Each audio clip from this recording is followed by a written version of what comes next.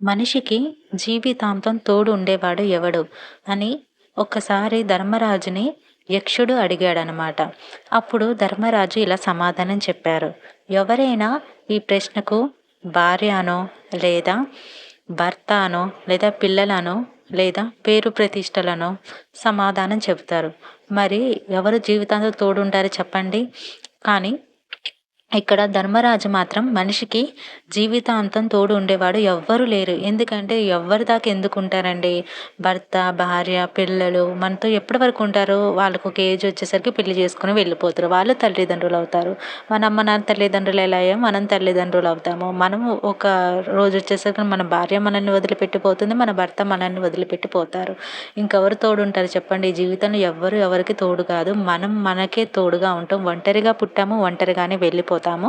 ఇక్కడ ఎవరు శాశ్వతంగా ఉండిపోరు కదా!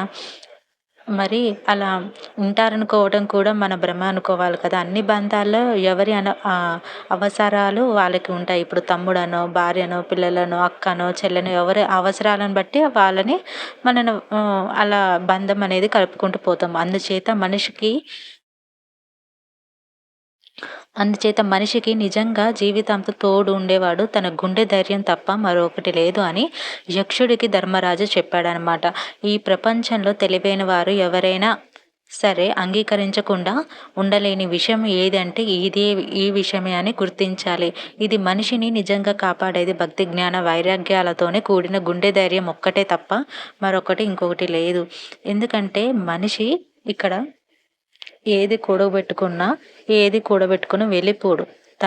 ఎలా అయితే శరీరాన్ని ధరించి వెళ్ళిపోతాడో చివరికి ఆ శరీరం కుళ్ళిపోయినప్పుడు దాన్ని వదిలి ఆత్మ అనేది వేరే శరీరంలోకి ప్రవేశిస్తుంది. అది కుక్కనో, నక్కనో, లేదా పక్షనో, లేదా ఆవు అనో ఇలా ఎన్నో తన రూపాలను అబ్బాయిగా గానో, అమ్మాయిగా గానో ఇలా తన రూపాలను చేంజ్ చేసుకొని ఆత్మ అనేది కొనసాగుతూ ఉంటుంది. ఇలా కొన్ని సంవత్సరాల పాటు కొనసాగుతూనే ఉంటుంది మోక్షం వచ్చే వరకు.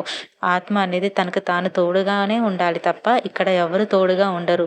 ధర్మరాజుకి ఇది జీవిత సత్యం. అంటే అతనికి ధర్మరాజు యొక్క ధర్మాలు పాటిస్తారు కాబట్టి, అతనికి ధర్మం గురించి తెలుసు కాబట్టి యక్షుడికి ధర్మరాజు బోధించారనమాట. ఇలా మనలో చాలామంది మనకు ఎవరో ఒకరు తోడు ఉంటారనుకుంటారు. కానీ ఎవరు మనకు తోడు ఉండరు. ఎండ్ ఆఫ్ ది డే మనం మనకే ఒంటరి జీవిగానే ఉన్నాము.